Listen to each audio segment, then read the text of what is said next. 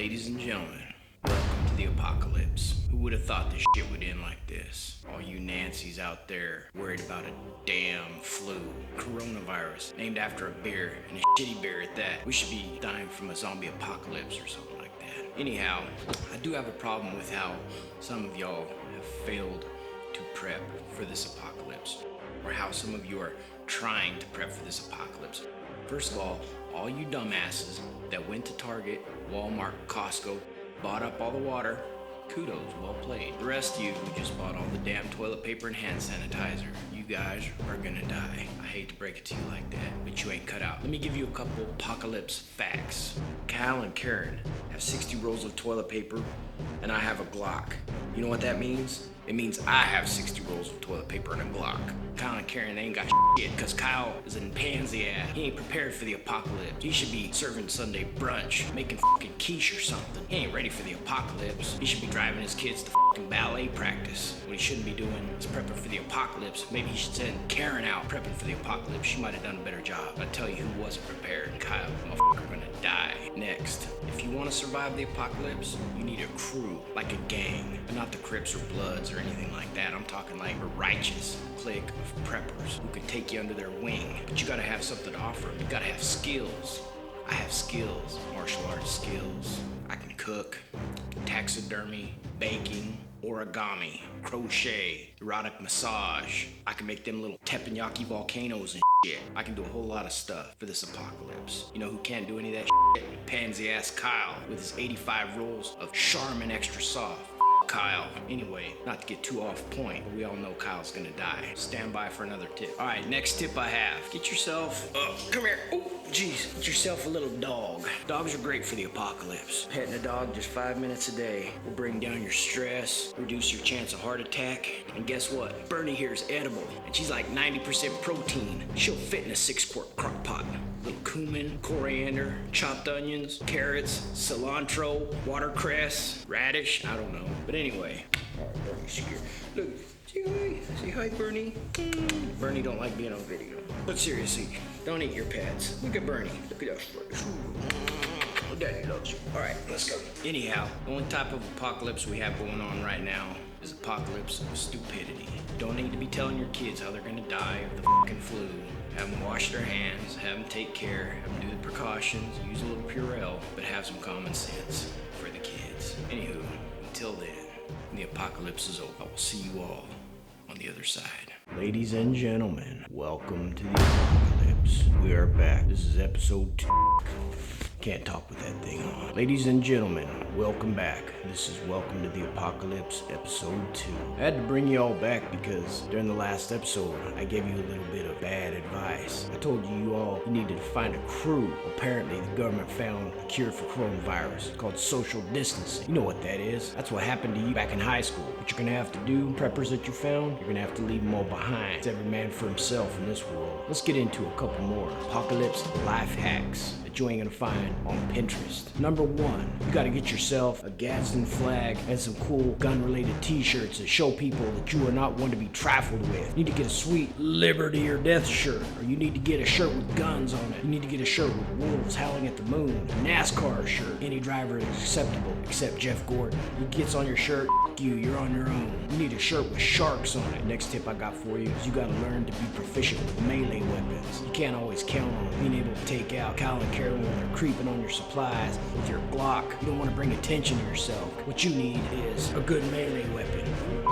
I'm gonna recommend for those of you preppers on a budget, Harbor Freight has this beautiful 18-inch stainless steel machete. It has a blade that is sharp enough to circumcise a warthog. On the backside, you got yourself a tactical back scratcher, but you gotta be careful. This bad boy also is sharp. Steph tried to use it the other day, laid her back wide open. Couldn't take her to the hospital. Had to sew her up with a fishing hook and some trilene 20-pound test line. Next, find some activities for the young'uns. My kids aren't athletic. They like books and shit.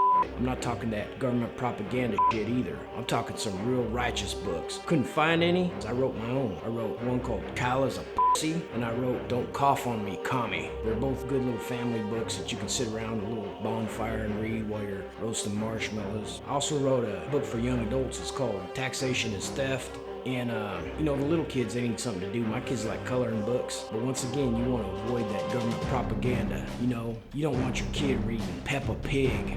Bullshit. Give her an AR-15 and one of those Harbor Freight machetes, and you got Peppa Pig. That's a righteous apocalypse character. My last piece of advice for tonight is when you're making those supply runs, because things are starting to show back up on the store shelves, you want a vehicle that shows you mean business. You can't be out on the road in no Toyota Prius. Hell no. There's only one acceptable vehicle for you to have during the apocalypse.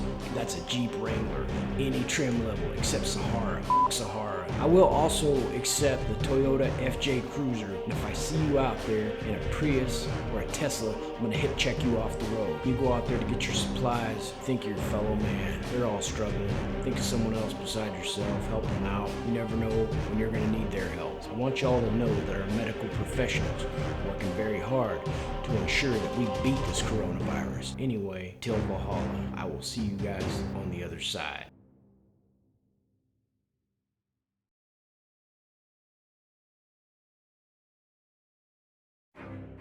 Ladies and gentlemen, welcome to the apocalypse. This is episode 3. Can't really say that I made any mistakes in the last episode. I was pretty much dead on with every tidbit of truth and every crumb of knowledge that I dropped. I thought I'd carve out some time to answer some of your pressing questions and try to extinguish any doubt or anxiety that may have crept into your head. With that being said, let's take a look into Prepper Dave's mailbag. Alright, question number 1. I'm concerned about germs, but I'm having trouble finding hand sanitizer. What kind of hand sanitizer do you use? Anonymous. Anonymous? Sounds like someone didn't want to get their little feelings hurt. Well, while the sheep are out there snatching up all the Purell at the Rite Aid, what you need to do is head on down to the Big 5 sporting goods, because Purell is for pansies. Purell. I know you're saying to yourself, why would Prepper Dave go to a sporting goods store for hand sanitizer? The answer, my friends, is easy. I use Hoppy's number 9. When you absolutely, positively have to kill every motherfucking pathogen in the room. Purell is what hipsters use after they tinkle. John Wayne wouldn't use Purell. No. John Wayne would use Hoppies. Steve McQueen would use Hoppies. Bruce Lee would use Hoppies. You know who wouldn't use Hoppies? Kyle. And if you do not know what Hoppy's number 9 is, you are not going to survive this apocalypse. Next, we have a 2-part question from Joshua and Julie D. First question. Do I need a badass mustache like yours? Now, which one of you is asking that question? Joshua or Julie? Just kidding. To answer that question, I'm gonna have to say yes. Not only does a mustache make you more desirable to the fairer sex, it can also be a useful tool for navigating a post-apocalyptic frontier. Take mine, for example.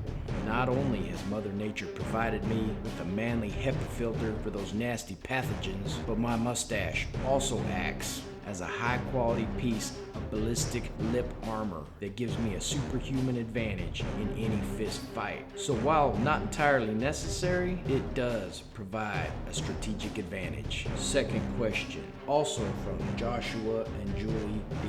Will a Cocker Spaniel be adequate for a guard dog? Well, Joshua and Julie, there's only one way to find out. It's sink or swim. Do or die. The Cocker Spaniel is going to be a good guard dog, or it's going to be a good meal. I hate to be rough like that, but I gotta be honest. Question number 3. Are masks going to help us survive?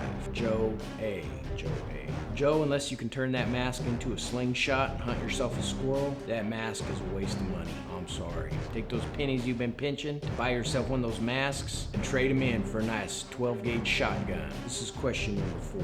How are you going to keep your wife happy during the apocalypse? Stephanie S. Well, Stephanie, for our conversation, coffee, hugs, and next question.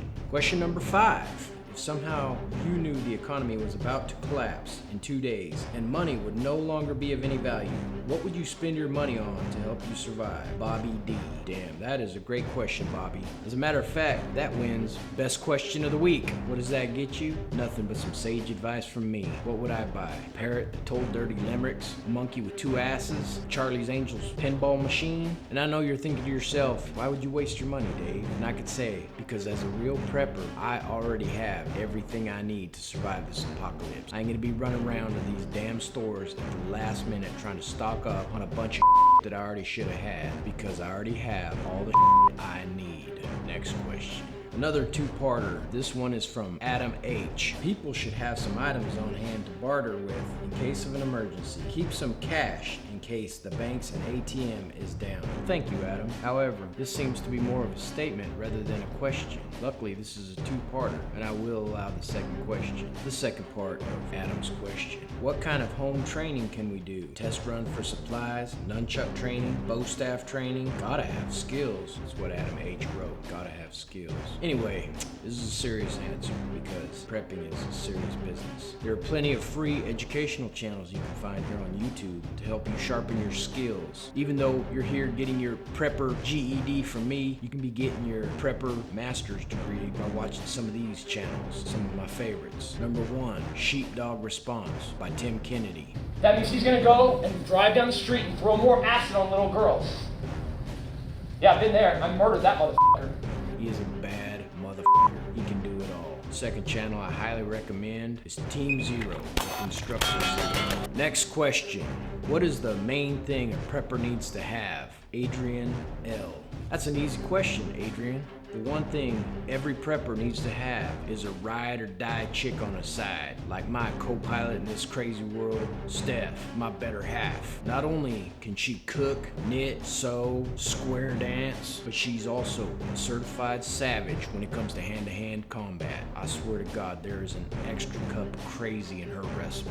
She is loyal as f***. If you disrespect me in a dream, you better wake up and apologize to her. She will drop kick you in the f***ing throat. She will be on you like a spider monkey. Question number 8. Is Betty White gonna survive?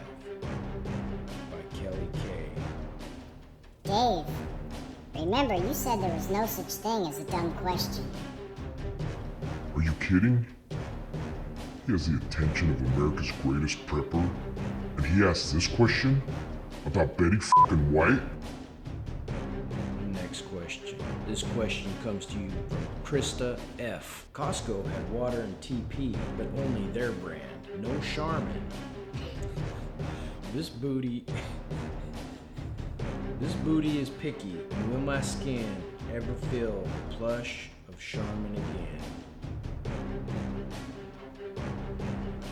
Real question is, Krista, are you committed to surviving? Because this sounds to me like someone needs to toughen up. If your booty is not agreeing with the Kirkland brand tickets, you need to work on some booty calluses. Here's an exercise in practicality. Try wiping with some 200 grit 3M sandpaper for about a week. After that, the cheap TP will feel like a warm hug from an old friend, and you will be ready for the apocalypse. Question number 10. It's our last question of the night. Question number 10. How much deer jerky are we gonna need? John W. Someone doesn't have much faith in the hunting ability of their crew, but we are preppers. It's better to be ready than have to get ready. And for that, we will need to use some basic prepper math. You have to figure out a couple of variables in this equation. A, the amount of jerky per day per person times N, the number of people in your party, times L, the length of your anticipated apocalypse, equals R, your required stockpile. That is basic prepper math. That is all the time we have for questions in this episode.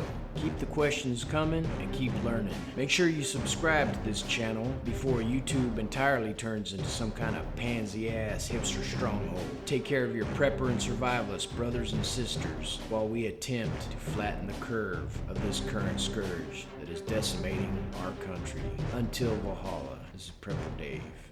Ladies and gentlemen, Prepper Dave here. Welcome back to our continuing soft apocalypse. You know, the kind of apocalypse where it's the end of the world as we know it and we feel fine. The kind of apocalypse where you can still go out and get a bucket piping hot KFC original recipe. The kind of apocalypse where you can still head down to the local Subway and get your favorite footlong. I am going to try to maintain an air of levity during our chat tonight so as not to scare off any of our new subscribers. I have to express a little disappointment and frustration in the government's handling of of our current situation. I'm not saying the government is inherently bad. I myself may have held a .gov email address at one point or another, but I have decided that it's in our best interest to take back a little bit of control, give that control to the people among us who possess not only common sense, but also a healthy respect for the Grim Reaper. With that being said, I feel it's time for Prepper Dave to make some declarations regarding this here soft apocalypse. First declaration, preppers no longer say social distancing. Social distancing. Who the came up with that term? That sounds like something the Amish do when their kids embarrass them. I can't even say social distancing anymore. That sounds like the name of a Kirsten Dunst film. We're no longer using that term. We are now going back to the proper terminology of personal space. Next, we are no longer confined to quarters. If you want to hike, paddleboard, yodel, hang glide, parasail, go do it. Make sure you respect people's personal space at all costs. Try to avoid being in crowds. Being outside of your home is no longer off limits. And last but not least, we are preppers, not hoarders. We are no longer treating toilet paper and hand sanitizer like a pack of gum at the impulse rack at the store. We no longer buy based upon a product's preference, damn it. We no longer buy based upon a product's presence on the shelf. We buy based upon our needs. And with that, we're gonna move on. It seems last week y'all had a plethora of questions for me. Everyone is in search of a little bit of guidance from old Prepper Dave. Once again, I've elected to dedicate an episode to your burning questions. Question 1. Israel C asks, what do we do in case of zombies?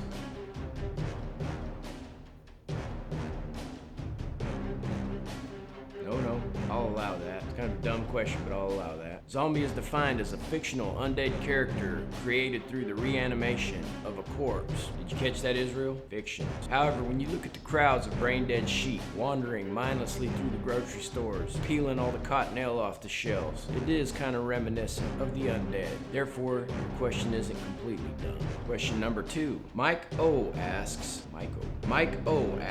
what do we do about dudes sneezing on you in the apocalypse? Because this happened. That's what he wrote on there, because this happened.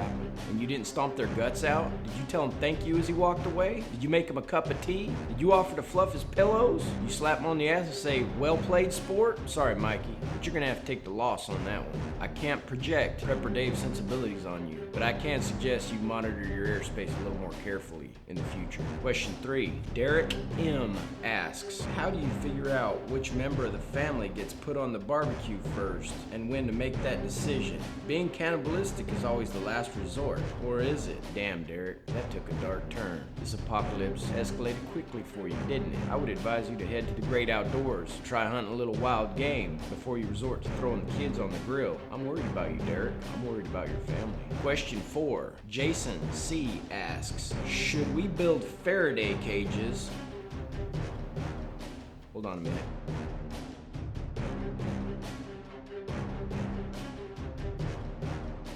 Okay, alright. Jason C asks, should we build Faraday cages in case of an EMP?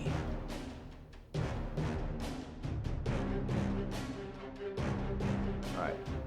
I would have to say no, Jason. As much as you want to catch up on the latest episodes of The Tiger King, it sounds like you have an over-reliance on technology problems. I think you should focus on being less reliant on modern technology. Question number 5, this comes from Serena S. And this is the question of the week. Serena S asks, you referred to your ride-or-die chick, Steph, as being a necessity for surviving during the apocalypse. What if one does not have a ride-or-die chick? Could I be my own ride-or-die chick? Thank you, Serena, for pointing out the flaw in one of last week's answers. I pondered your question, and I have decided to do a little something about it. I'm going to dedicate the funds from my upcoming stimulus check to creating a pathway for you to find that forever partner. First, I'm creating an online dating site called preppersonly.com, where you can be matched with the right type of person to get you through this apocalypse. The name is pretty self-explanatory. The second venture is a dating app called Prepper, where you swipe left or swipe right based upon qualities you find on the person's profile. But to really answer your question, Serena, the fact that you're subscribed and watching my videos tells me that you're gonna be alright during this whole mess. Alright, question 6, and our last question of the night. Kip C asks, Kip C, Kip.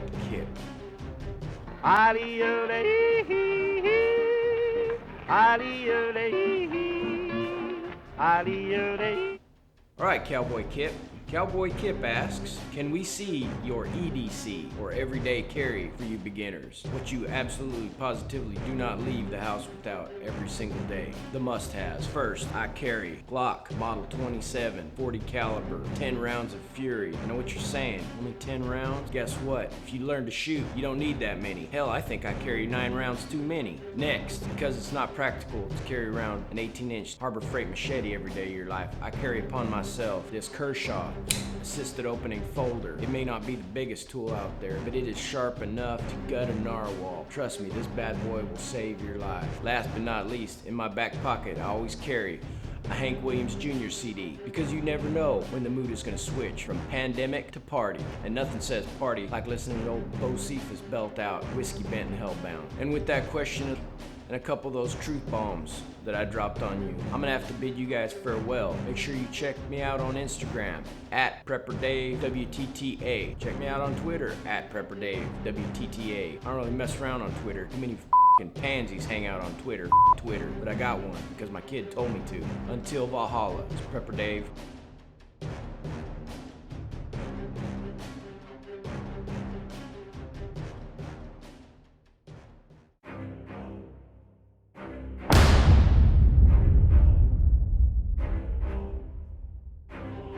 Ladies and gentlemen, I'm Prepper Dave. This is Welcome to the Apocalypse. This is episode 5 tonight, and we can just call this my State of the Apocalypse address. You are all thirsty for a cup of knowledge from me, and I'll get on with that in just a moment. It seems that the powers that be are relaxing their stranglehold on our constitutional freedoms. Soon we will be trickling back into a mundane experience. As true preppers, we never abandon our survival mindset in favor of a comfortable ignorance. Ignorance is bliss, but death is a motherfucker. With that being said, we move forward with practice and preparation, knowing that peace is a fickle bitch goddess. We can't allow ourselves to be hypnotized.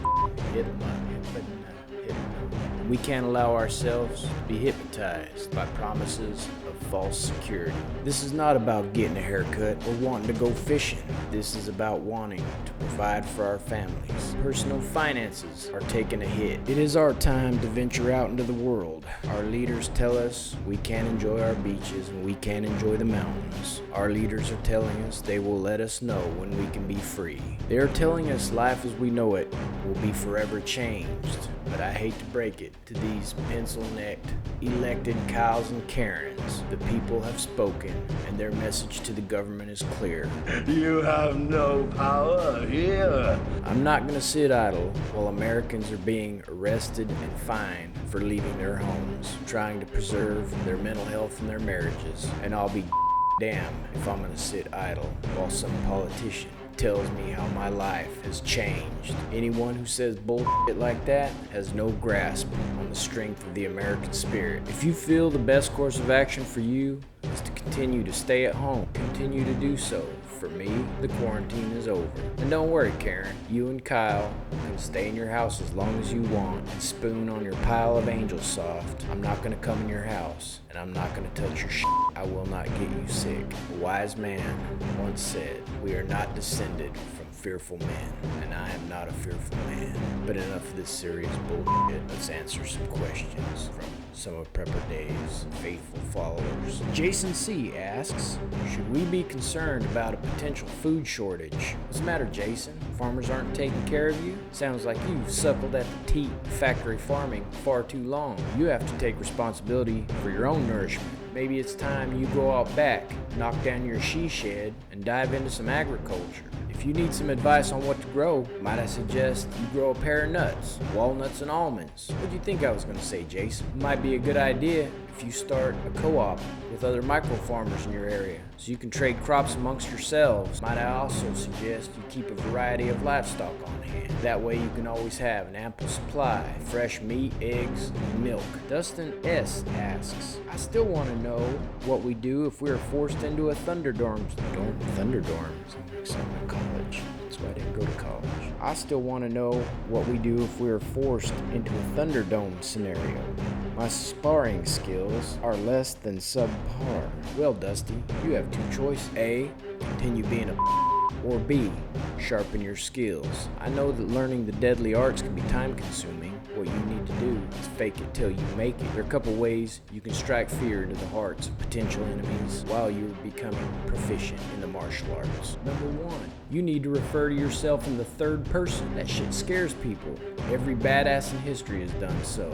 Napoleon, Genghis Khan, Fonzie, Alf, the Incredible Hulk, and don't forget old Prepper Dave. I talk about myself in the third person. Men quake in fear and women want to bear my children. Tip number two, Dustin, you need to learn a proper scowl. Hell, I practice that shit every day. You can't walk around these mean streets smiling. Smiling makes you look like a child predator. I haven't smiled since the second grade. I haven't smiled since Hee-Haw came out on DVD. I ain't smiled since McDonald's discontinued the McRib. Tip number three, you need to wear fingerless gloves like some kind of 1950s gangster. Everyone knows that fingerless gloves' only purpose is to protect your hands while dishing out heaping helpings of knuckle sandwiches. Joshua D asks, do I need to train with Cobra Kai? I wish I could give you a good answer, Josh, but I don't even know what Cobra Kai is. That sounds like something a hippie orders at Starbucks. That sounds like a special edition of a Hyundai Excel. Look at me, I drive a Hyundai Excel Cobra Kai edition. That sounds like the nickname of a Twitch streamer. That sounds like the name of a TikTok dance. That sounds like the title of a Post Malone song. I don't think I can help you on this one, Josh. I don't even know what the hell you're talking about. And with that, it sounds like this episode's gonna come to a close. Sorry I had to get a little serious in the beginning of the episode. There's just some things I had to get off my chest. Bullshit's driving me a little crazy. Join the Facebook group Welcome to the Apocalypse. Say hello. Go follow me on Instagram, or Insta as the youngsters call it. Look me up at PrepperDave WTTA. Email me prepperdavewtta@gmail.com. Keep the questions coming. I like interacting with you guys, and I know there's a lot of shit you guys need to learn. Hit me up, and with that, I'm out. Until Valhalla.